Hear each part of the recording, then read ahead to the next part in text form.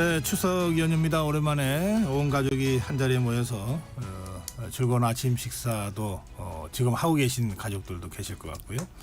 아침 일찍 먹고 좀 바람 쐬자 이런 분들도 계실 것 같습니다. 오늘 아침 밥상에는 어떤 주제들이 오를까요? 네, 저희 전격시사에서는 1부, 2부에서 추석 밥상 토론을 한번 제대로 해보겠습니다. 세 분을 모셨습니다. 먼저 국민의힘 영등포 을 박용찬 당협위원장 나오셨습니다. 어서 오십시오. 예, 반갑습니다. 네, 전 더불어민주당 서용주 상근부 대변인 모셨습니다. 어서 오십시오. 네, 안녕하세요. 네, 그리고 전 개혁신당 김용남 정책위 의장 나오셨습니다. 네, 어서 오십시오. 안녕하세요. 김용남입니다. 이 고향 이 연휴 첫날인데 이렇게 출연해 주셔서 고맙습니다. 고향에는 안 내려가십니까? 아니 근데 김용남 수도권이 의원님? 고향인 사람은 특별하게 뭐 내려간다라고 표현하기가 좀 그래요. 왜냐면 원래 수원이신가요? 예. 아, 그러시군요. 우리 그러니까 서영주 부대변인. 1시간 거리니까. 네, 저희는 뭐 잠깐 저희도 대전 쪽이라서 갔다가 왔다가 뭐 말한 대로 그러시군요. 내려간다는 표현보다는 움직인다고 표현해야죠. 예. 네. 박영찬 위원장님. 저는 제 고향이 여의도고요. 여의도에서 50년 살았으니까. 그리고 제 지역구도 그러세요. 예, 여의도입니다. 그래서 참 좋으시겠네. 요즘 뭐 역기성들이 참 많다 그러더라고요. 예. 맞습니다. 자, 이제 세 분과 함께 추석 밥상 토론 한번 진행해 보겠습니다. 사실 이 추석 연휴 민심 전해주세요 그러면요, 연휴 끝난 다음에 정치인들 모시면 뭐 왜들 그렇게 싸우냐, 싸우지 말아라, 일 좀 해라, 뭐 이런 말씀들을 많이 하셨다 이렇게들 말씀하시는데 어떠세요? 다 정치 현업에 계시니까 어떤 말씀들을 많이 들으십니까? 박용찬 위원장님부터. 저는 어제 그제죠. 주말에 이제 추석 명절 맞아서 이제 재래시장 방문을 잇따라 했습니다. 가장 많이 나오는 말씀이 역시 지금 박사님께서 말씀하신 대로 싸우지 마라. 그런데 또 간혹 가다 보면 대차게 싸워라라고 또 주문하시는 분들도 있고요. 예. 현장에서 가장 많이 들었던 얘기가 역시 물가 문제 그리고 민생 문제. 네. 장사가 너무 안 된다. 제가 아는 그 기름집 사장님은 58년간 기름하고 고춧가루를 이제 음식점에 납품하는 도매상을 하셨는데 네. 요즘처럼 장사가 안 된 적은 없었다. 그런 말씀들을 하시고 특히 그 채소용품 물가가 상당히 많이 올랐더라고요. 배추 한 포기에 뭐 15,000원. 예, 저도 깜짝 놀랐습니다. 그리고 뭐 시금치 또 대표적인 차례상 음식이죠. 참조기는 이제 10,000원을 넘어가는 그런 상황인데 아무래도 그 무더위와 장마가 계속 지속적으로 반복되면서 네. 물품이 지금 부족한 게 아닌가 하는 그게 주된 원인으로 분석하고 있습니다. 네, 서영주 부대변인은 어떤 말씀 많이 들으셨어요? 일단 뭐 저는 주변에 아무래도 좀 정치 고관여층이 많다 보니까 네. 아무래도 대통령 배우자인 김건희 여사에 대한 얘기가 많습니다. 그래서 이거 최근에 도이치모터 주가 조작 사건에 있어서 검찰이 어떻게 수사를 할 것인가. 최근에 이제 관저공사 감사원에 발표된 부분들도 그렇고 행보들도 마포대교 왔다 갔다 하시는 것도 그렇고 이래도 되나 이런 얘기하고 두 번째는 이제 먹고 사는 문제죠. 그다음에 이제 아프지 말자. 올 추석은 의료 대란 관련해서 먹고 사는 문제도 중요한데 죽고 사는 문제는 더 시급하다. 뭐 이런 우려들밖에 없어요. 그래서 뭐 희망 섞인 얘기들 잘 될 거야. 야, 추석 끝나고 나면은 뭐 우리 좀 나아지는 거 아니야? 그런 말이 하나도 없다는 게 안타깝고요. 정치권이 각성해야 될 부분들 너무 오래된 숙제 아니겠습니까? 예, 김영남 전 의원님. 대부분 비슷하죠. 뭐 정치권에 대해서 국민들이 그 실망감을 표현하거나 걱정하는 부분이 있는 것은 오래된 일이고 이번 추석 때는 역시 그 의료 문제가 제일 큰 화두인 것 같아요. 그리고 그 아프지 말자 뭐 이런 얘기 합니다만 이번 추석 때만큼 생선전 얘기를 많이 들은 적도 또 처음인 것 같아요.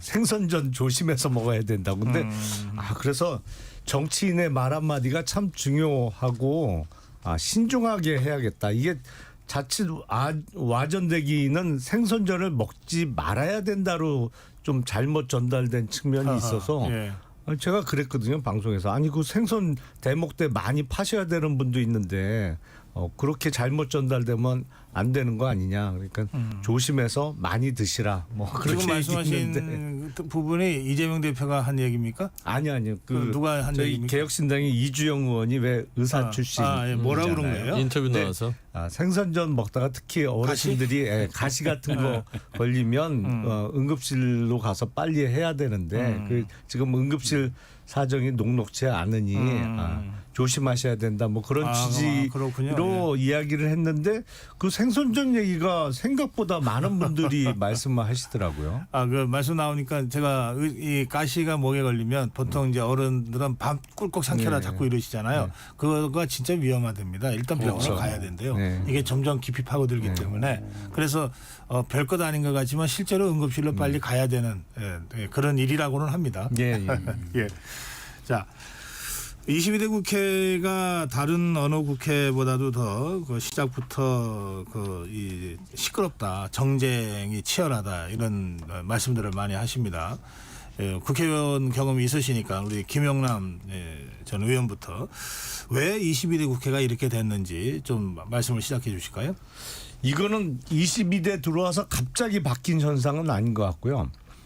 그 장기간에 걸쳐서 이렇게 서로 에스컬레이티드 된 게 아닌가 싶어요. 그러니까 그 전에 왜 이른바 지금 국회법을 국회 선진화법이라고 그래서 몸싸움 없는 국회를 만들자고 해서 바꾼 거잖아요. 근데 차라리 1년에 한두 번씩 화끈하게 몸싸움 하고 풀 땐 풀고 그런 국회에서 이제 몸싸움은 완전히 줄어들었지만 말도 안 섞는 국회로 바뀌어간 것이고 그리고 몇 번의 정권 교체를 거치면서 지난 정권에 대한 대대적인 수사 특히 지난 문재인 정부 초기 한 2, 3년 동안 있었던 이른바 적폐 수사를 거치면서 이제는 서로 타도해야 될 적으로 규정을 하고 냉랭한 분위기가 이어지고 있는 것이 아닌가. 그리고 지금 이 정권 들어서의 특징은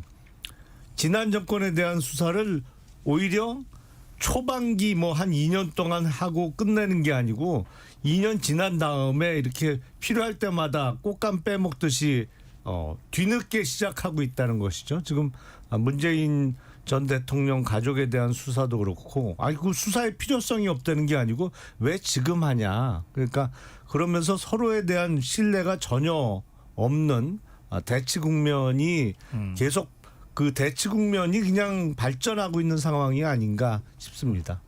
예, 혹시 기간 정해놓고 화끈하게 싸우자 차라리 이걸 대안으로 제시하시는 건 아니죠? 말로 싸워야죠. 차라리 화끈하게 말로 싸우고 풀 땐 풀고. 예, 서영재 부대변인. 예.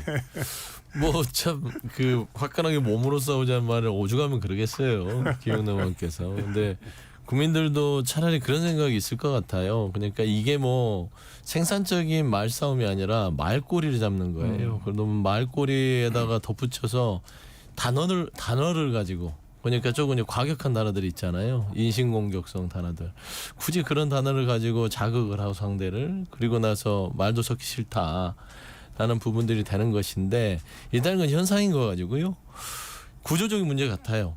그러니까 현 정부를 비판할 수밖에 없고 늘 어떤 정부든 비판을 받기 마련입니다. 그래서 정부는 늘 겸허한 마음으로 이제 국정 운영을 해야 되는데 윤석열 대통령이 취임하고 나서 전 정부 그다음에 야당 대표에 대한 수사 뭐 거기까지 여러 가지 정치적인 뭐 함의가 있다 하더라도 총선과 재보궐선거를 거치면서 민심이 국정기조를 변화라고 얘기를 했었어요. 근데 그런 부분들이 변하지 않는 꽉 막힌 국정 운영을 보면서 결국에는 국회에서 결국에는 협의할 수 있는 테이블이 만들어질 수 없는 상황입니다. 그래서 결국에는 집권 여당과 국정 운영 책임진 대통령께서 이런 부분들을 풀어야 되는데 거기에 대해서 해법을 제시하지 못하니까 제 생각에는 참 불행한 일이다. 나머지 한 2년 6개월 이대로 가게 되면은 뭐 국민들이 불행하지 정치권이야 쌈박질하다 끝날 수도 있잖아요. 근데 국민들 삶 어떡합니까? 그런 생각이 좀 듭니다. 박영찬 위원장님은 어떻게 분석하십니까? 뭐 저희 그 정치권 전체가 반성해야 될 그러한 상황이지만 저희들이 분석해 볼 때는 지금 집권 여당인 민주당이 지나치게 힘자랑을 하고 있다. 170석 넘는 다수 의석을 무기로 다수당의 횡포가 너무 심한 거 아니냐 그런 생각을 지울 수가 없고요. 많은 분들이 그렇게 얘기합니다. 기억나는 건 탄핵과 특검 그리고 정청래 위원장의 10분간 퇴장 또 최민희 위원장의 뇌구조 발언밖에 없다 그런 말씀들을 하시는데 그 국회가 개원된 이후에 2달 동안 법안 처리 건수가 0건, 0건이었습니다. 아마 헌정사상 처음 있는 일이었을 거고요. 또 국회 과학기술정보방송통신위원회 같은 경우에 과방위죠. 계류 법안이 164건인데 아직까지 단 한 건도 법안이 처리되지 않는 그러한 상황. 결국은 이제 여당인 민주당이 방송통신위원장에 대한 탄핵을 너무 집착한 나머지 이진숙 위원장 같은 경우 어떻게 됐습니까? 임명된 지 이틀 만에 탄핵 소추안이 통과되지 않았습니까? 아마 이건 해외 토픽감일 겁니다. 그리고 지금까지 1년 남짓 기간 동안 방송통신위원장 4명에 대한 탄핵 시도가 이루어졌다. 자, 이렇게 되니까 국회가 제대로 돌아갈 리가 없겠죠. 대통령 지지율이 지금 20%라고 하는데 아마 국회에 대한 여론조사를 실시하면 아마 만만치 않을 것이다. 저는 그렇게 보고 있습니다. 네, 세 분이 이제 여러 가지 점을 이제 지적해 주셨는데 제가 단도직 입장으로 이렇게 여쭤볼게요. 그러니까 정치는 결국 사람이 하는 거니까 그러면 22대 국회의원들의 수준이 21대나 20대에 비해서 낮아진 거냐 아니면 그런 게 아니고 뭔가 다른 구조적인 문제가 있다고 보시는 건지. 저 서영주 부대변인. 근데 앞서 얘기했듯이 구조적 문제지요. 구조적인 이게 문제. 뭐 각각 개개인에 대한 어떤 수준을 평가하는 것은 무의미하다고 생각하고요. 결국엔 시스템입니다. 시스템은 구조 속에서 어떤 역할을 하는지에 대한 것이고, 그러니까 아까 뭐 야당에 대해서 국회마비라고 얘기하지만 국회마비를 푸는 것도 국정을 책임지는 대통령의 역할이에요. 역대 그래 왔습니다. 돌이켜보면 김대중 대통령 그 요소야대 극명했으나 이회창 총재를 몇 번을 만났습니까? 데려다가 좀 도와달라. 우리 아무것도 못한다. 요소야대 국면에서 야당의 어떤 도움 없이는 제가 국정 못합니다 해서 거의 읍수하듯이 면박당하면서도 계속 국정 운영을 이끌어 갔어요. 그래서 IMF도 극복했고 건강보험도 했고요. 그다음에 벤처 신화도 이뤘고요. 이런 여러 가지의 사안들을 본인이 추진하는 것들은 이 국정을 책임진 대통령이 어떻게 처시냐에 따라서 변하는 겁니다. 이회창 총재가 당시에 뭐 똑같이 김대중 대통령에 대해서 그거 우리 상대 정치인이고 적이니까 아무것도 안 했다면 그때 어떤 국정에 대한 발전이 있었겠어요. 똑같은 거예요. 그래서 저는 이 구조라는 것들은 어떤 국회 내에서의 의석수의 부분들은 대통령이 자주 만나고 이야기하고 국정을 풀려고 하는 마음이 있으면 저는 국회의 마비는 없어진다고 생각합니다. 그리고 그거는 총선에서 민심이 얘기를 했어요. 많은 의석수를 야당한테 주면서 정신 차리셔라. 하반기에 솔직히 말씀드리면 여당 힘을 안 실어주는 국민들은 없었어요. 그런데 오죽하면 윤석열 대통령이 그랬겠습니까? 그러면 국정적으로 바꾸고 야당과 타협하고 여야 정치가 복원될 수 있도록 노력해야 되는데 지금 하는 것들 보면 의료 대란부터 마찬가지입니다. 그런 부분에서 고집스럽게 본인의 성과를 위해서 국민의 생명까지도 위협하는 이런 상황이 이르렀으니 야당이 어떤 걸 협치할 수 있겠느냐라는 알겠습니다. 부분은 돌이켜 보셔라. 그런 서영주 말씀을 부대변인 말씀은 뭐 22대 국회에서 국회의원들의 수준이 떨어져서가 아니고 이건 대통령이 전국을 이렇게 운영하기 때문이다. 이제 일관되게 이런 말씀하시는 것 같은데 박영찬 위원. 저도 한 말씀 드리고 싶은데요. 총선에서 다수 의석을 줬다고 해서 민주당 마음대로 국회에서 국회를 운영하라 그런 민의는 아닐 거라고 저는 생각하고요. 구조적인 원인으로 저는 지금 이재명 대표에 대한 방탄국회 성격이 너무 강하다. 이 방탄국회로 인해서 지금 국회가 굉장히 파행되는 그런 주된 원인이 되고 있다. 그렇게 생각합니다. 좀 더 풀어서 말씀드리면 이재명 대표에 대한 사법 리스크를 이제 벗어나게 하기 위해서 즉 이재명 대표를 살려주기 위해서 다시 말해서 대통령으로 만들기 위해서 지금 현재 이재명 대표가 여러 가지 사법 리스크를 짊어지고 있지 않습니까? 그래서 이재명 대표를 수사하는 수사 검사들을 지금 대놓고 탄핵 소추안을 제기하지 않았습니까? 벌써 이번 22대 국회에서도 4명인가요? 5명 탄핵 소추안 제기했고요. 그리고 21대 국회에서도 줄줄이 검사들이 탄핵되는. 자, 그렇다면 과연 국민들이 민주당에게 22대 총선에서 그 많은 표를 주었을 때 검사들 탄핵하라고 표를 준 건 아니라고 생각합니다. 이렇게 자꾸 검사들을 탄핵하고 국회를 아주 극단적인 대치 국면으로 몰고 가다 보니까 국회에서 더 이상 대화와 협치가 실종되는 것이죠. 뭐 거기서 그치면 그나마 다행입니다. 더 나아가서 지금 윤석열 대통령에 대한 탄핵까지도 직접 청문회까지 여는 헌법사상 아마 처음 있는 일일 겁니다. 대통령 탄핵 관련 청문회를 연다. 자, 이렇게 되니까 더 이상 대화와 협치가 실종되는 것이죠. 그래서 이런 구조적인 원인에 대해서 우리가 한번 자성할 필요가 있다. 그렇게 생각합니다. 예, 대통령의 국정 운영이 문제가 아니라 이재명 대표를 방탄하려고 하는 더불어민주당의 국회 운영 방식이 문제다. 이게 이제 이런 말씀이죠. 그렇죠. 예. 네. 국정에서는 이제 대통령이 책임을 져야 되는 부분이 있지만 국회 안에선 제1당 다수당인 민주당이 집권 여당이다. 그런 자세로 좀 국회를 운영했으면 예, 좋겠습니다. 김영남 의원님. 제가 보기에는 국회의원들의 수준이야 뭐 22대나 21대, 20대 비슷비슷하겠죠. 뭐 갑자기 의원 수준이 확 내려가거나 확 올라갈 일은 없을 거고, 다만 여야를 막론하고 수뇌부의 수준은 예전보다 많이 좀 떨어진 거 아닌가 싶어요. 그래요? 까놓고 얘기해서 뭐 여권의 수뇌부라고 하면 뭐 당대표뿐만 아니라 사실상 여당의 권력의 핵심은 대통령에게 있는 거니까. 그리고 야당은 물론 당대표 중심이고요. 과거 정치에 비해서 확실히 수뇌부의 수준은 많이 좀 떨어진 것 같다. 의원들 평균 내보면 뭐 비슷비슷할 거고요. 네. 그렇게 보시는군요. 알겠습니다. 자, 그런데 저희들 오늘 토론에서도 혹시 이 양당 대표하는 두 분 사이에 우리 개혁신당의 김영남 전 의원이 낑길까봐 제가 좀 신경이 쓰입니다. 지금 뭐 낑길 게 뭐 있어요. 낑길 일은 별로 없어요. 이 국회 상황은 좀 그렇지 않아요? 이게 여야가 협치를 해줬으면 하는 국민적 요구는 분명히 있는데 이 국민의힘과 더불어민주당이 그걸 제대로 못할 때 제3당의 존재가 그런 의미에서 하기에 따라서 상당히 빛날 수도 있는데 뭐 이제 불과 몇 달밖에 안 됐습니다만 어떻게 평가하세요? 자체적으로는? 사실은 그렇죠. 말씀하신 대로 여야가 싸울 땐 싸우더라도 서로 뒤에서 협상하고 무슨 협력해서 일을 하고자 할 때는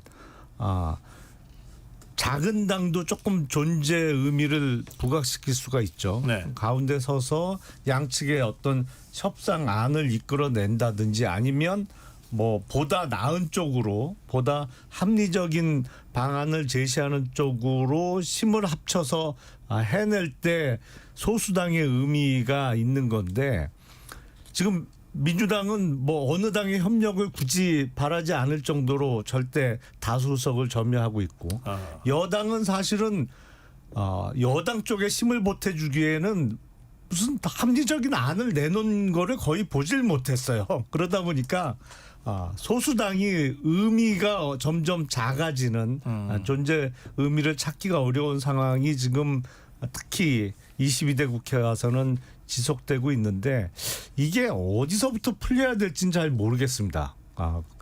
하지만 풀릴 기미가 잘 안 보이는 것도 참 문제긴 해요. 지금 의료 대란과 관련해서도 가운데에 서서 양측 간의 어떤 조정안을 낼 수 있는 사안이 아니잖아요. 워낙 그 의료 대란과 관련해서는 대통령실의 입장이 완고하다 보니까 정당별로 어떤 안을 끌어내기가 참 어려운 상황인데, 작은 당은 더하죠, 뭐 지금. 그래요. 이제 그런 현실은 현실대로 있다는 말씀이시죠. 제가 볼 땐 이제 그 여야 즉 국민의힘과 민주당의 의석수가 좀 비슷비슷하다면 아마 개혁신당도 상당히 영향력, 다시 말해서 캐스팅 보트 영향력을 좀 행사하지 않았겠나 그런 생각이 들고요. 지금 이제 민주당하고 저희 당하고 의석수가 너무 차이가 나다 보니까 지금 뭐 개혁신당, 조국혁신당 뭐 3석, 12석 가지고 있지만 별다른 이제 캐스팅 보트, 즉 영향력을 행사할 수 없는 그런 이제 구조적인 문제 때문에 지금 이제 개혁신당 목소리가 크게 조명받지 못한 것 아니냐, 저는 그렇게 보고 있습니다. 그러면 서영주 대표님, 그 실제로 제3당이 별로 이 전국 운영을 할 때, 이제 더불어민주당이 자체적으로 고민을 할 때 크게 뭐 고려하는 변수 같은 게 안 됩니까? 뭐 그렇지 않죠. 의견을 늘 묻고 같이 가는 것과 안 가는 거는 확연한 차이가 있습니다. 이게 뭐 양당체를 깨서 다수당으로 지금 뭐 조국 혁신당도 12석, 개혁신당 3석이지만 개혁신당 3석이 그렇게 작아 보진 않을 만큼 열심히 여론전도 잘하고 있고요. 의견을 내고 있습니다. 뭐 최근에 들어서는 김건희 여사 도이치모터 주가 조작 사건에 대해서 뭔가 그전에는 김건희 특검법에 대해서 조금 좀 소극적이다가 그런 의견들을 또 적극적으로 피력하다 보면 이런 것들이 야권 내에서 힘을 받는 그런 역할을 하는 것이에요. 그다음에 조국 혁신당, 개혁신당 합이 15석입니다. 그 수가 적지 않지요. 그리고 표결 과정에서 한두 석에 대한 것들의 어떤 가치는 크니까 결국에는 많은 의견들을 같이 한다는 자체는 국정 운영의 야당의 어떤 포지션에서는 힘이 되고, 근데 이제 개혁신당 자체가 좀 애매할 때가 있죠. 국민의힘 소속 의원들이 나와서 어떤 작은 당을 만들긴 했으나 이게 개혁적인 목소리를 내는 것이고, 이게 따지고 보면 아예 또 야당으로 보기도 쉽지는 않아요. 그래서 개혁신당 내에서 새로운 어떤 좀 중심을 잡을 수 있는 메시지들을 내면 나름대로 작지만 강한 정당이 될 수 있겠다. 조국 대명에서 한 혁신당이 말씀 하셔야 되겠네. 애매할 수. 글쎄 뭐 어떤 면이 애매한지는 잘 모르겠어요. 근데 저희는 분명히 야당이고, 다만 야당임에도 불구하고 항상 합리적인 편에 쓴다는 것이죠. 그리고 뭐 지금 여권의 문제가 도드라져 보이기 때문에 그렇습니다만 사실은 거대 야당인 민주당의 문제가 없는 게 아니거든요. 사실은 당대표의 어떤 사법 리스크를 포함해서 여러 가지 문제점이 있기 때문에 그런 부분에 대해서까지 우리가 개혁신당이 동의할 수는 없는 부분이 분명히 있거든요. 근데 그걸 뭐 야당이 아닌 것처럼 보인다고 말하는 건 오히려 조금 어폐가 있어 보여요. 뭐 그럴 때도 있고 저럴 때도 있다는 거죠. 제가 보기엔 그렇습니다. 발언권 신청하셨는데. 그 이제 김종인 위원장도 네, 박영찬 위원장입니다. 그 말씀 하시지 않았습니까? 이준석 의원의 경우 이제 평론가 코멘트, 평론가 정치, 그리고 코멘트 정치에서 벗어나라. 그래서 본인의 특유의 어떤 철학, 정책 이런 것들을 좀 확실하게 보여줘야 된다. 그러니까 국회의원이 되기 전에 이준석 의원과 또 국회의원이 되고 난 다음에 이준석 의원은 달라져야 된다. 아마 그런 그 조언이 아마 우리 개혁신당에게도 적용되지 않나 하는 생각이 들고요.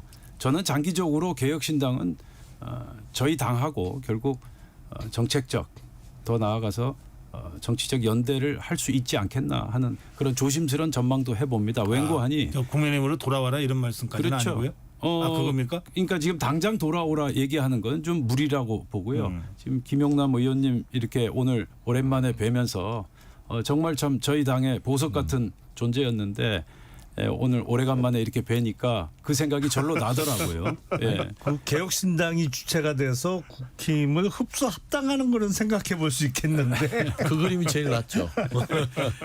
그래서 뭐 원래 이제 정체성 또 추구하는 이념 뭐 이런 여러 가지 면에서 케미가 가능한 그러한 이제 우리 두 집단이니까 한번 장기적으로 생각해 볼 필요가 있지 않나 저는 조심스럽게 이렇게 제안하고 싶습니다. 예, 지금 세 번 토론 중에 잠깐 나온 얘기인데 그 마무리하고 지나가겠습니다.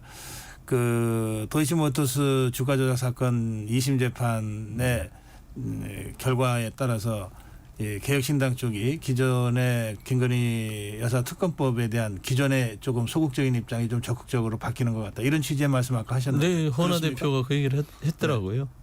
단지 그것뿐만은 아니죠. 네. 최근에 감사원에서 발표했던 대통령 직무실과 한남동 관저 공사 부분과 관련해서도 사실은 그 문제가 된 업체를 누가 추천했는지는 기억이 안 난다. 뭐 관계자가 그런 진술을 했습니다만 거의 모든 국민들이 짐작은 하고 있는 상황 아닌가 싶어요. 그 업체를 강력히 추천해서 그 업체가 하청을 주면서 무자격 업체들을 대거 끌어들이면서 뭐 어떤 금전적인 사고도 났는데 여기저기서 문제가 연달아서 터지고 있다는 거죠. 하여튼 그런 것 때문에 김건희 여사 특검법 필요성이 더 높아졌다고 그렇죠. 보시는 거죠. 개혁신당이 이것에 대해서 짧게 반론하고 1차 마무리하겠습니다. 글쎄 뭐 지금 여러 가지 사안이 한꺼번에 지금 불거지고 있기는 한데 그런데 이제 구체적인 팩트를 좀 더 주도 면밀하게 분석하고 들여다 봐야 되지 않나 하는 생각이 듭니다. 뭐 일전에 그 공천 개입 뭐 의혹도 제기되지 않았습니까? 또 뭐 인사 개입했다 뭐 여러 가지 의혹이 제기되고 있는데 아직까지 구체적인 정황은 나오는 상황은 아니고 대통령 관저 경우 같은 경우는 좀 더 들여봐야 되겠다. 부적절한 그런 정황이 상당히 많이 존재한다. 그렇게 보고 있습니다. 알겠습니다. 예, 바로 특검으로 갈 상황은 아니다. 좀 더 사실관계 확인이 필요하다. 이런 취지의 말씀까지 듣겠습니다. 지금 정격 시사가 추석 연휴를 맞아서 추석 밥상토론 진행하고 있는데요. 국민의힘 박용찬 위원장, 더불어민주당 서영조 전 부대변인, 개혁신당 김용남 전 정책위원장 세 분과 함께 하고 계십니다. 일단 여기서 마무리하고 2부에서 다시 뵙겠습니다.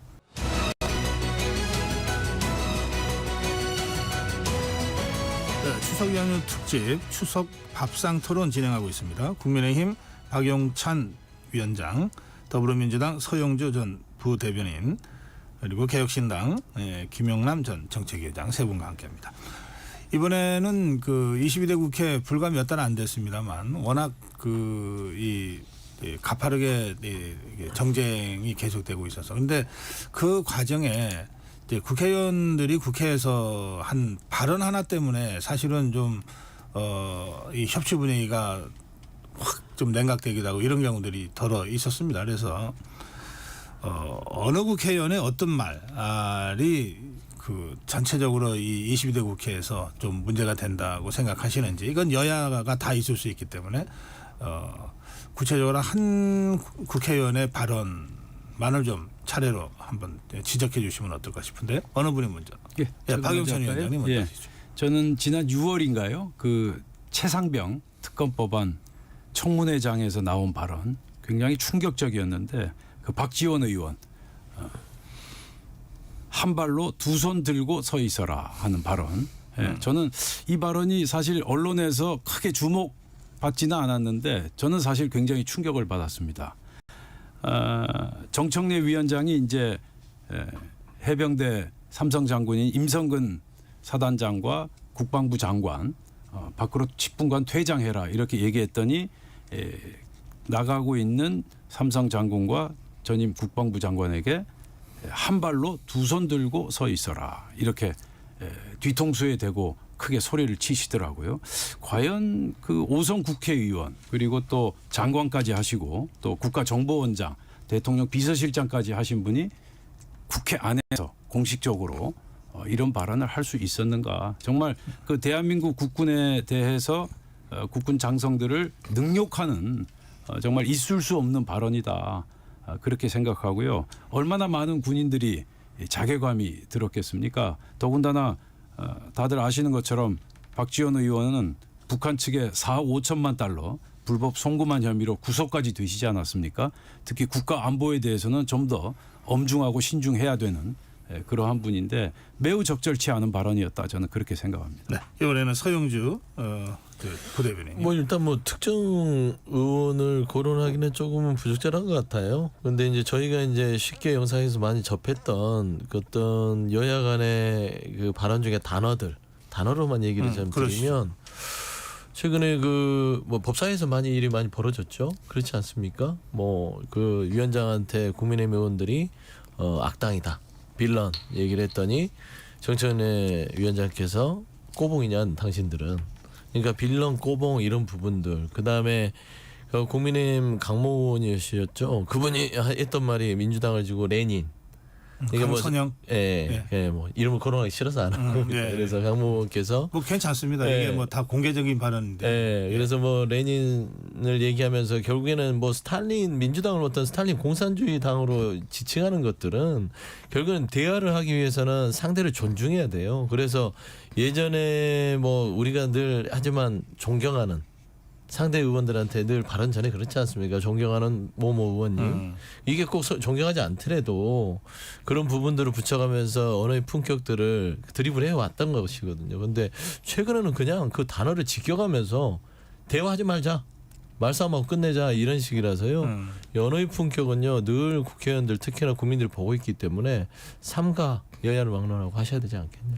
그렇게 좀 평가하고 싶습니다. 예, 김영남 전. 22대 국회 들어서 개별 의원 중에 어떤 카메라의 집중도가 가장 높은 의원은 단연코 정청래 의원이 아닌가 싶어요. 법사위원장을 하면서 상임위원장으로서 정말 행사할 수 있는 권한의 선도 넘어서 행사하고 있는 것이 아닌가 싶은데 우리나라 말에 과유불급이라는 말이 있는데 이게 너무 지나쳐서 오히려 그런 모습을 보여드리면 국민들께서 어떤 예를 들어서 지금 민주당에서 매번 강조하고 있는 탄핵에 마음이 쏠리다가도 돌아오지 않을까라는 좀 걱정이 됩니다. 그래서 어느 정도는 물론 의원 개인으로서는 본인 지역구의 성격상 그렇게 강성 민주당 지지층의 응원을 많이 받을 수 있는 언행이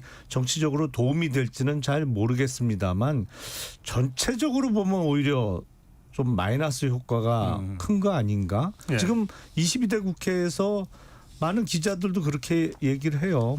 보이는 의원은 정청래 의원하고 최민희 의원밖에 안 보인다. 나머지 의원들은 뭐 하는지 보이지도 않는다. 그게 개인적으로는 이득이 될지 모르겠습니다만 전체적으로는 야권의 손해가 되지 않나 싶습니다.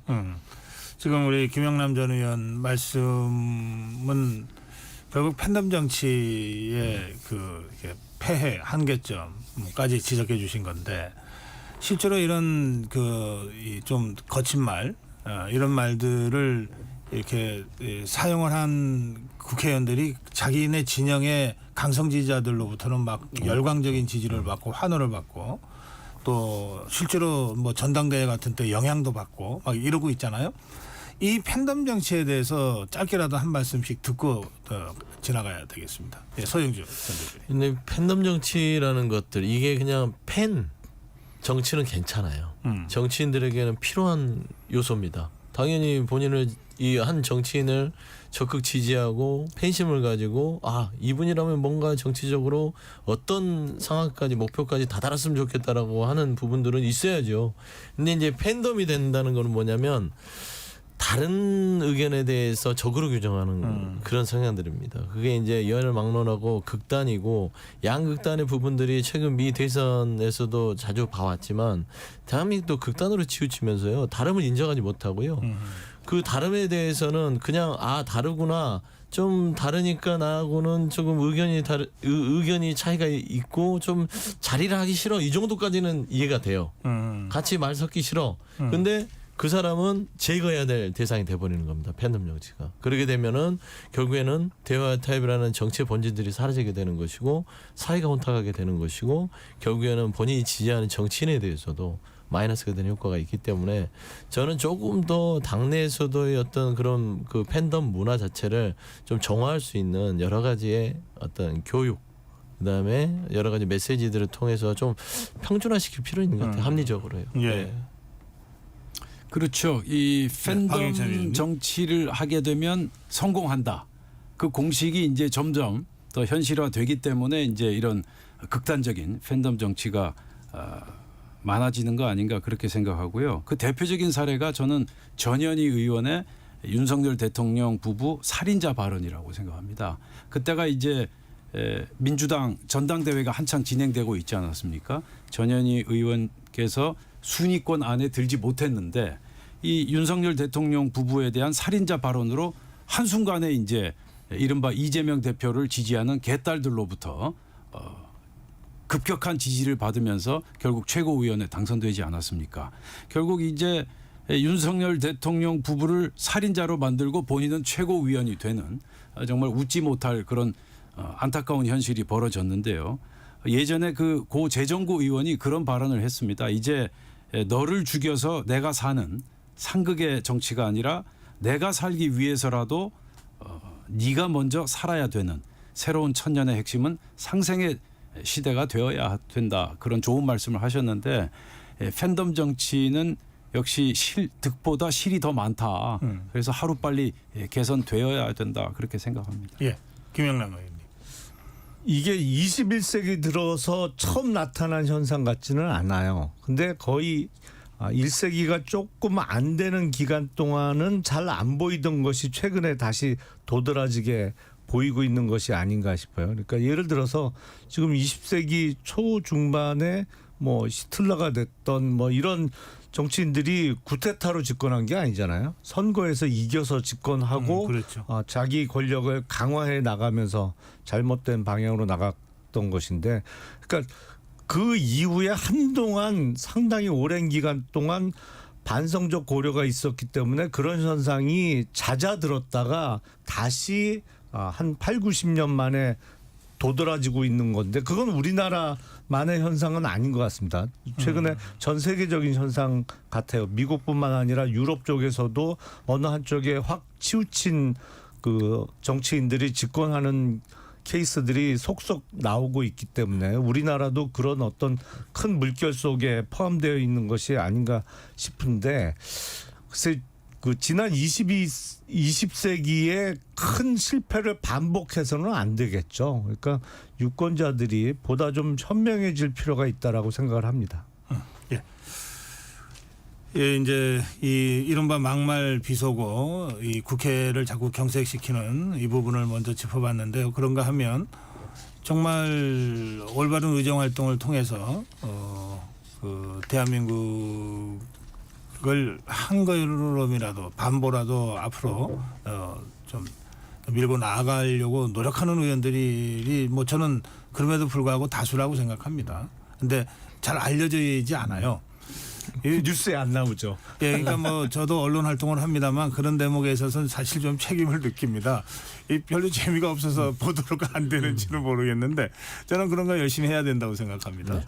자, 그래서 우리 세 분께 그런 진짜 상한가를 치고 있는 사람 또는 이런 사람이야말로 좀 부각시켜서 상한가를 치게 만들어야 되겠다.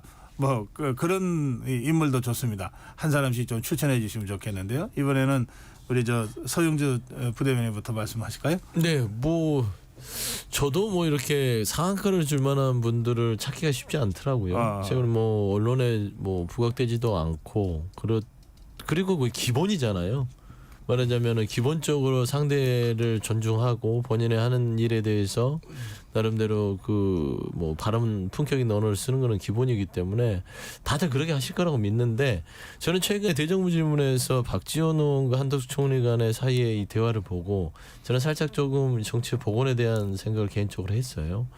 대화라는 것들, 상대를 나름대로 비판을 하면서도 조금 유머와 미트가 섞인 어떤 대화가 오가는 모습들, 이게 22대 국회에서 좀 여야 간의 의원들 간에 좀 배워야 될 부분 아닌가라는 생각을 했어요. 그래서 뭐 좋은 한덕수, 나쁜 한덕수 할 때도 또 한덕수 총리도 거기에 대해서 또 뭐 잘하겠다 라고 하면서 좀 받아치는 것들, 여야 의원들도 그렇게 한다면 막말이 조금 사라질 수 있는 어떤 폭도가 되지 않을까, 좀 그런 개인적인 생각을 했습니다. 이 박지원 의원이 참 논쟁적이네요. 이게 노련하지요. 가장 문제되는 발언이라고 우리 박영철 위원장이 지목하셨는데 네. 또 바로 그런 이 미트와 유머가 있는 이 어떤 대화 정치를 열어갈 수 있는 평을 모델로 보여줬던 그런 또 저는 좀 케이스를 아니 쌓고 근데 싶어요. 그날 만담은 조금 짧았었으면 더 좋았을 그러긴 뻔했어요. 해요. 조금 네. 길었어요. 제가 보기엔 대정부 질문에서 전체적으로는 괜찮았습니다. 자, 그럼 이번에 김영남 전 의원. 상한가 치는 의원 찾기는 참 쉽지 않은데, 저는 그 소액주주 운동하고 우리나라 자본시장 발전을 기원하는 사람의 입장에서 최근에 민주당 내에서 경론이 일고 있는 금투세 시행과 관련해서 이소영 의원이 아주 적절한 비유를 하면서 당내의 어떤 한 의견을 잘 대변했다고 생각합니다. 금투세 시행과 관련해서 적어도 유의 입장을 밝히면서 비포장도로인데 지금 우리나라의 주주 보호 제도나 이런 게 갖춰지지 않은 상태에서 비포장도로 가는데 통해서 받는 건 좀 문제가 있는 거 아니냐라는 발언이 참 듣기 좋았고 적절한 비율을 잘 찾아냈다라고 생각을 합니다. 이소영 의원. 예. 이소영 의원은 지금 저기 지역구입니까 비례대표입니까? 지역입니다. 지역 네, 과천의왕. 과천의왕. 예. 과천의왕 지역구에 저도 원래는 이소영 의원 얘기하려다가. 그래요? 네. 자 이번에는 이제 우리 박영찬 위원장의 말씀 듣겠습니다. 아까 서영주 대변인께서 강선영 의원 말씀하셨는데 저는 거꾸로 강선영 의원 좀 칭찬을 해드리고 싶어요. 아마 지난 8월인가 9월에 이제 그 국회 국방위에서 김민석 의원이 김선호 국방부 차관에게 가소롭다 이런 이제 언급을 했었는데 그 같은 언급을 듣고서 강선영 의원께서 대한민국 국군에 대해서 가소롭다고 표현하는 건 좀 문제가 있다. 제가 대신 사과드린다. 우리 군인은 사기를 먹고 삽니다. 또 군인의 수위는 군복입니다. 군인은 언제 죽을지 모르기 때문에 그 옷을 입고 그대로 죽겠다는 마음으로 일하는 그러한 사람이다. 따라서 군인의 사기는 전장에서 가장 중요한 요소인 만큼 제가 대신 사과드린다 하는 짧은 언급이었는데요. 상당히 전 인상적이었다 그렇게 생각합니다. 강선영 의원이 그 여군 출신이죠? 그렇죠. 강선영 의원이 소장. 그 항공병과 출신이죠. 그래서 아마 자신의 심정까지 담아서 그렇게 발언한 것 같습니다. 자, 이제 그 양당의 대권 주자 얘기 좀 해보죠. 양당이라고 해서 죄송합니다. 이 3당 4당 다 좋습니다. 우선 개혁신당 대권 주자가 있죠. 그러니까요.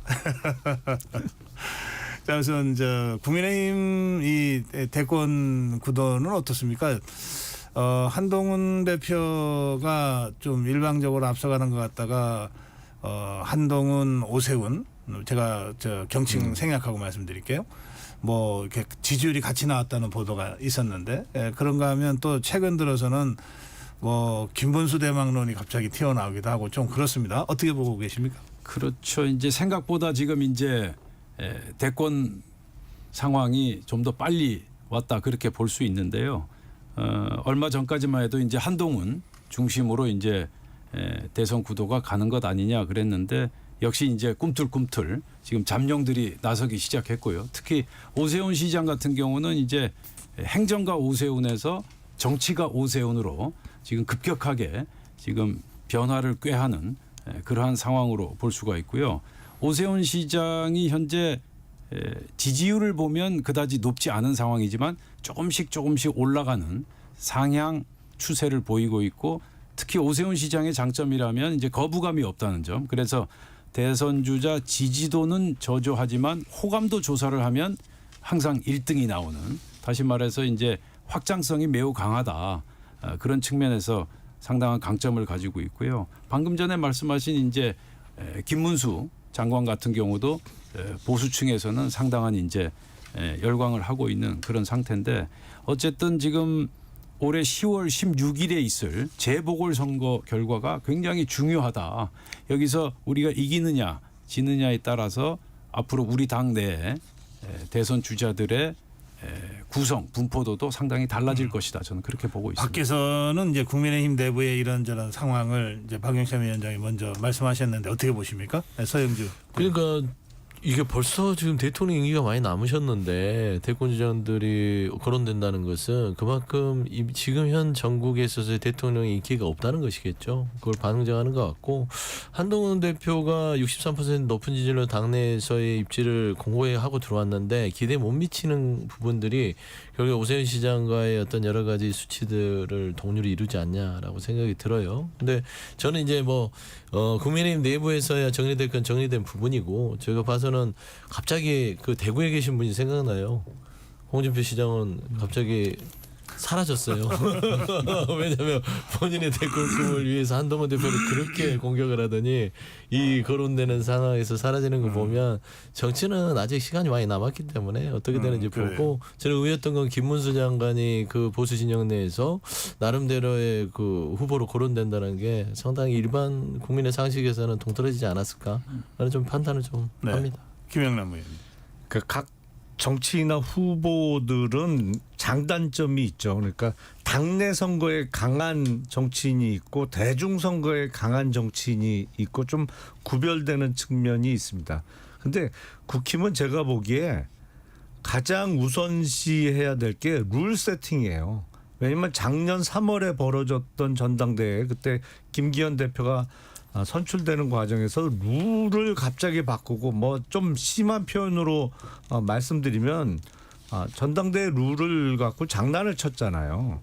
근데 대선 후보 선출과 관련해서 그런 일이 또 일어나지 말란 법이 없거든요. 그래서 이걸 어떤 일부 세력이 유불리에 따라서 이렇게 바꾸지 못하도록 룰 세팅을 지금 시간 여유가 있을 때 아예 못 박아 놓는 것이 전 중요하다고 생각을 해요. 그래서 대중 선거에서 보다 경쟁력 있는 당 후보가 선출될 수 있는 룰을 확고하게 만들어 놓는 게 아마 차기 대선에서 국힘의 성공 가능성을 조금 더 높일 수 있는 일이 되지 않을까 싶습니다. 근데 글쎄요, 하도 뭐 욕심들이 사나와서 그 공정하게 될지 잘 모르겠어요. 알겠습니다. 자, 이제 더불어민주당 네. 또 좀 살펴봐야 되겠는데 서영주 부대변인 먼저 말씀 좀 해주시죠. 네네. 뭐 예. 지금 뭐 모든 국민이 알다시피 김경수 전 지사가 복권되면서 나름대로 민주당 내에서는 이재명 대표 외엔 대안이 있을까라는 생각들이 좀 오랫동안 지속돼 왔습니다. 그런데 이제 김경수 전 지사의 복권과 더불어서 좀 움직이기 시작했어요. 김동연 지사도 조금 거의 뭐 반 공개적으로 움직였다고 보면 되는 것이고 거기 여기 좀 보면은 김부겸 전 총리도 나름대로 메시지를 내면서 가는 부분들은 결국에는 당내에서 민주당이 대안이 생겼다는 측면에서는 나름 좀 다이나믹하게 나중에 대권 후보들의 움직임이 있을 공산이 있기 때문에 그럼에도 불구하고 아직까지는 이재명 대표의 아성이 워낙 높다고 봐야 되겠죠.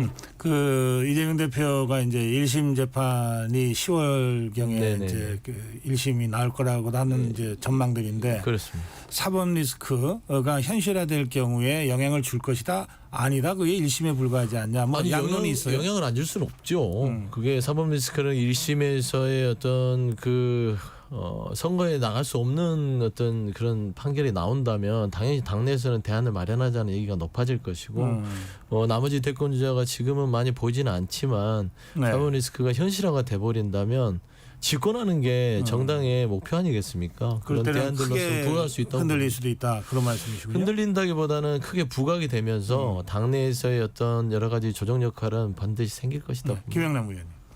저도 이제 다음 달부터 위증교사 사건과 선거법 위반 사건의 1심 선고가 나기 시작할 텐데 이재명 대표가 지금 받고 있는 재판에서의 선고 결과가 나기 시작하면 지금과 같은 철옹성과 같은 위치는 조금 흔들릴 수 있겠죠. 또 그리고 지난 대통령 선거의 선거 결과를 보면 민주당 지지층 입장에서는 각도를 조금 바꿔서 생각해 보면 물론 이재명 대표에 대해서 아주 열렬히 지지하는 분들이 많이 계십니다만 또 다른 관점에서 보면 지난 대선에 상대 후보가 윤석열 후보임에도 불구하고 졌거든요. 그거는 국힘도 마찬가지예요. 그러니까 이재명 후보임에도 불구하고 0.73%밖에 또 못 이겼다고 생각하는 분들도 많이 계시는 거죠. 그래서 세상에 변하지 않는 게 어디 있겠어요. 민주당 대선 후보도 계속 요동치지 않을까 싶습니다. 예. 예, 저도 그렇게 보고 박영선 있습니다. 위원장님. 이제 대선 시계가 가까워지면 가까워질수록 아마 민주당도 일극 체제에서 벗어나서 상당히 요동칠 수밖에 없다. 지금 김동연 경기도지사도 뭐 보니까 얼마 전에 전해철 전 의원인가요? 경기도 자문역으로 예. 이렇게 영입하지 않았습니까? 그리고 어제 또 뉴스를 보니까 이낙연 전 총리가 문재인 대통령하고 같이 만나서 막걸리 회동을 하고 뭐 굉장히 이제 좀 긴박하게 돌아가고 있구나라는 그런 느낌이 들지 않을 수가 없었고요. 그리고 지금 이제 문재인 전 대통령과 이재명 대표가 이제 이른바 명문연대라고 하나요? 그렇게 합치고는 있지만 이게 서로의 필요에 의해서 합치고 있는 것이지 어떤 케미가 맞아서 합치는 건 아니다. 저는 그렇게 보고 있고요. 지난 8.18 전당대회장에서도 문재인 전 대통령이 영상 축사를 통해서 확장을 가로막는 편협하고 배타적인 행태를 단호하게 배격하자. 아주 대놓고 강력하게 비판하지 않았습니까? 그래서 22대 총선 때처럼 친명 횡재 또 비명 행사 이런 기억들이 아직도 선명히 남아있기 때문에 대선 시계가 가까워지면 가까워질수록 굉장히 요동칠 것이다. 그렇게 근데 보고 있습니다. 제가 보기엔 차기 대선을 그 이야기할 때 가장 중요한 거는 선거 시기 같아요. 지금 예정된 스케줄은 2027년 3월에 대통령 선거가 있는 거잖아요. 그 예정된 스케줄로 가면 아마 민주당도 뭐 시간도 많이 남았기 때문에 많은 변화 가능성이 있을 텐데 만약에 좀 갑자기 뭐 급작스럽게 생기는 대선이다 그러면 현 체제대로 그냥 선거가 치루어지겠죠. 그렇게 되면 민주당은 이재명 후보가 국민의힘은 한동훈 대표가 최종적인 당 후보가 될 가능성이 매우 높겠죠. 그러니까 역으로 얘기하면 이제 그렇기 때문에 윤석열 대통령에 대한 탄핵 움직임이 더 거세질 수도 있다. 이런 분석이 나오는 거죠. 아무래도 뭐 이재명 대표나 그 측근들이 보기에는 그렇지 않을까요? 알겠습니다. 자, 이 국민의힘 그리고 더불어민주당 내부의 대권 구도와 관련된 말씀 들었는데 제3지대 무시해도 됩니까? 아니면 아니 무시하시면 안 돼요. 그러니까 김영남 의원한테 말씀 먼저 드릴게요. 사실은 대통령 선거에 있어서는 늘 제3의 후보가 있었죠. 역대 선거를 보면 그리고 바로 직전 선거만 해도 그때 심상정 후보의 득표율이 승패에 결정적인 역할을 그렇죠. 끼쳤던 예. 거 아닙니까? 그래서 소수당이더라도 국민들의 일정 부분의 지지를 받을 수 있는 대선 후보를 갖고 있는 당이라면 아무리 그 당 의석수가 작더라도 대선에서는 결코 무시할 수 없고 또 그리고 대통령 선거가 제가 느끼기에는 유일하게 후보의 면면이 선거 결과에 가장 큰 영향을 끼치는 네. 선거이기 때문에 네. 뭐 다른 총선이나 지방선거는 알겠습니다. 거의 뭐 당 득표력에 따라서 결정됩니다만 그러면 개혁신당은 그 이준석 의원이 대선 나온다고 보면 됩니까? 40살 넘으면 하겠죠. 40 전이라. 저 조국 신당은 어떤 것 같습니까? 뭐 아직까지는 조국 신당은 대선까지는 생각하지 않고 있지 않냐. 왜냐하면 지금 비례대표가 12명이고 지역 기반하지 않았기 때문에 저는 이번 네. 돌아올 지방선거에서 정당으로서 어떤 대중성을 확보한 다음에 생각할 문제지 지금 대선 후보를 낼 만한 상황은 아닌 것 같다라고 좀 냉정하게 평가합니다. 그러면 이낙연 전 대표가 있는 정당이나 또는 진보 정당 계열 쪽에서는 아까 심상정 변수 말씀하셨잖아요. 네. 어떻게 생각하세요? 새로운 미래는 지금 좀 죄송한 말이지만 그렇게 정당으로서의 기능을 하고 있는지에 대해서는 모르겠어요. 최근에 김종민 의원이 유일하게 이제 한성이 탈당했죠. 있었는데 예. 현역 의원이 나와버렸고 그다음에 그 주변에 있었던 박원석 전 의원도 거기에 참여했다 나와버렸고 그러니까 주축이 됐던 분들이 나와서 그렇군요. 사실상 알겠습니다. 어떤 후보를 내기에는 현실적으로 녹록지 않다. 예, 이 시간이 다 돼가지고요. 그렇다고 이 토론 마무리하면서 인사 말씀 안 들어서 10초씩 드릴게요. 자, 박영찬 의원. 벌써 시간이 예. 다 됐군요. 자, 고성국 박사님 오래간만에 반갑고요. 또 우리 전격 시사 시청자 여러분 반갑습니다. 이제 추석 명절 예. 예, 유쾌하게 보내시길 기원합니다. 네, 김영남 의원님. 예, 오늘 포함해서 3일 남은 연휴 잘 보내시고 무엇보다도 건강하십시오. 예, 서영재 부대변인. 네, 3일 남았습니다. 아프지 마시고요. 한가위만 같아라 그러잖아요. 반달 말고 보름달 같은 내일이 되셨으면 좋겠습니다. 네, 추석 밥상 토론 세 분과 함께했습니다. 고맙습니다. 네, 감사합니다. 감사합니다.